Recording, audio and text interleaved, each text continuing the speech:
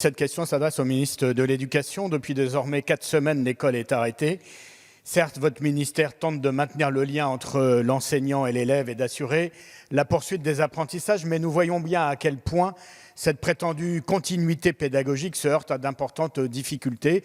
L'indisponibilité des parents qui travaillent, le manque de compétences, car il ne suffit pas d'avoir fréquenté l'école pour savoir enseigner, et enfin le manque d'outils, car dans nombre de foyers modestes, le seul lien vers l'Internet, c'est le téléphone. Pas d'ordinateur, encore moins d'imprimante et parfois rien du tout dans les zones blanches de nos campagnes. Vous admettez déjà avoir perdu le contact avec 8% des élèves, mais dans bien des territoires, c'est beaucoup plus. Dans mon seul département de la Seine-Saint-Denis, votre administration chiffre à 1/3 le nombre d'élèves qui sont en rupture de scolarité et ça s'élève à 60% dans l'enseignement technique. Il est désormais clair que l'école à la maison risque d'accroître un peu plus les inégalités scolaires. Monsieur le ministre, nous ne pouvons en accepter les graves et durables conséquences pour les élèves. On sait par exemple que les enfants de CP, c'est au cœur de ce trimestre que se fait pour eux l'envol vers la lecture et l'écriture. Monsieur le ministre, il ne faut pas ajouter une crise scolaire à la crise sanitaire.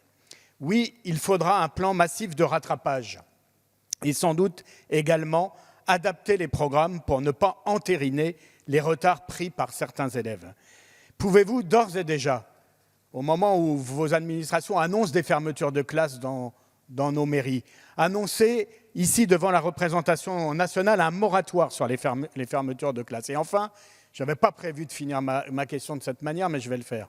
Ce midi, j'ai appris, de manière en étant, je vous le confie, abasourdi, que sur les 1200 postes supplémentaires que vous avez annoncés le 27 mars dernier, il y aurait 0 poste pour la Seine-Saint-Denis, qui est par ailleurs le département le plus jeune, le plus populaire de France, et qui en ce moment vit et subit un lourd tribut à la crise du Covid-19. Alors, monsieur le ministre, rassurez-nous en nous informant que ce n'est pas une information, mais une fake news,